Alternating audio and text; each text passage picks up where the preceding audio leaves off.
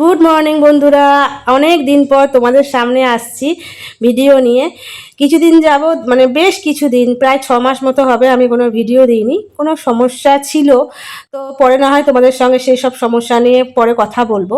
তো যাই হোক, ভাবলাম যে না তোমাদের সামনে ভিডিও দিই। তোমরা অনেকেই জিজ্ঞাসা করছো দিদিভাই কেন ভিডিও দিচ্ছে না, কেন ভিডিও দিচ্ছে না, ভিডিও দাও ভিডিও দাও ভিডিও দাও। তো কিছু মানুষের জন্য আমি ভিডিও দিচ্ছিলাম না, সেসব না হয় তোমাদের সঙ্গে পরেই কথা বলবো সেসব নিয়ে।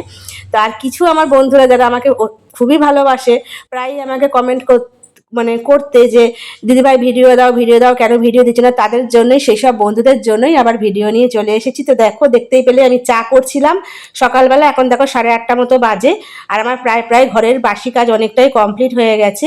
এই যে বিছানা গোছানো, গ্যাস মোছা, ওদিকে বেসিন পরিষ্কার করা, সবই আর কি আমার পরিষ্কার ঝরিষ্কার সব হয়ে গেছে। আর আজকে হচ্ছে বৃহস্পতিবার, তো সেই জন্যই কাজগুলো তাড়াহুড়ো করে সবকিছু কমপ্লিট করেছি। ওদিকে আমি চা ছেঁকে চা খাওয়া আমার হয়ে গেছে। এটা কিছুক্ষণ পর আলুর তরকারি করছি জলখাবারে খাওয়ার জন্য। তো রুটি দিয়ে খাওয়া হবে।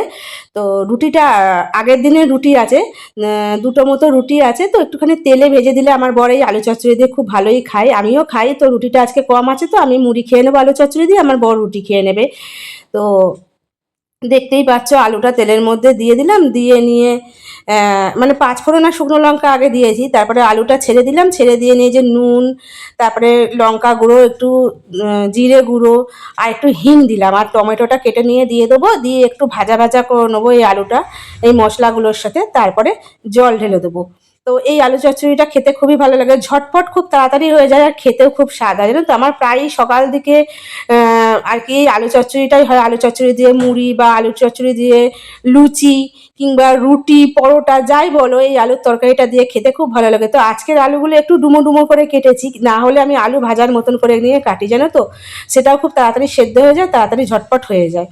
তো এই যে দেখো, আলুটা মশলা দিয়ে ভালো করে কষে নিলাম, কষে নিয়ে এবার জল দিয়ে দিলাম, এটা এর মতন হয়ে থাকবে। বাকি কাজগুলো আমি আরও সেরে নেবো, কারণ এরই মাঝখানে আমাকে আবার এই আলুর তরকারিটা হয়ে গেলে বাজার যেতে হবে। যেহেতু আজকে বৃহস্পতিবার, খুব তাড়াহুড়ো করে আমাকে কাজ করতে হবে। জানোই আমি বৃহস্পতিবার অনেক কাজকর্ম থাকে, পোছা পুছি পরিষ্কার ঝরিষ্কার থেকে, তার সাথে বৃহস্পতিবারের ঠাকুর পরিষ্কার, পুজো, ঠাকুরের বাসন মাজা, অনেক কাজকর্মই থাকে।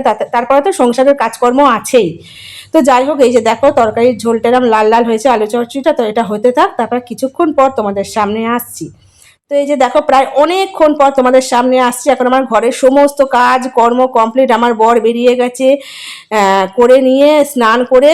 আমি দেখো এই যে পুজোও কমপ্লিট করে ফেলেছি। আজ যেহেতু বৃহস্পতিবার, লক্ষ্মীর ঘর পেতেছি। আর এই যে দেখো আমার ঠাকুরকে সুন্দর করে সাজিয়েছি। আজকে অনেক চন্দ্রমল্লিকা ফুল পেয়েছিলাম, জানো তো। তো যাই হোক, পুজো তো কমপ্লিট, এবার দুপুরে রান্না বান্না করতে হবে। তো দেখো আমি সমস্ত জোগাড় জাতি করে নিয়েছি, করে নিয়ে যে কড়াই বসিয়ে দিয়েছি, কড়াইটা খুব গরম হয়ে গেছে, কড়াইয়ে তেল দিয়ে দিচ্ছি, আর একদিকে বসিয়ে দিয়েছি হচ্ছে ভাত। তো ভাতটা ফুটে গেছে, এই ঢাকাটা একটুখানি খুলে দিলাম, আলগা করে দিলাম, আর দেখছি ভাতটা কতটা হয়েছে। ভাতটা না, এই চালটা খুব তাড়াতাড়ি হয়, জানো তো।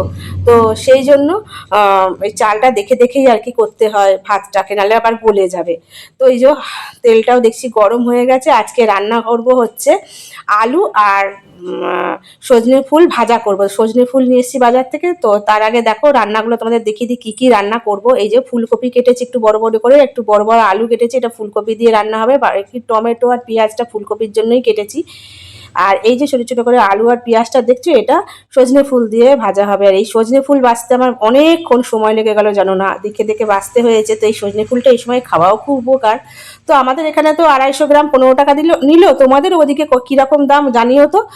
তো এই যে দেখো, তারপরে নিয়ে এসেছি হচ্ছে যে লাইলনটিকা মাছ, আর ছোট্ট একটা আছে তেলাপিয়া মাছ। তো আজকে এই মাছটাই করব। প্রত্যেকদিন একই রকম মাছ খেতে না ভালো লাগে না, ওই রুই কাতলা একটু এক আধ দিন একটু চেঞ্জ হলে না, জানো তো, ভালো লাগে, মুখে স্বাদ ফেরে। তো চলো বন্ধুরা, আজকে ঝটপট করে রান্নাটা করে নিই কমপ্লিট।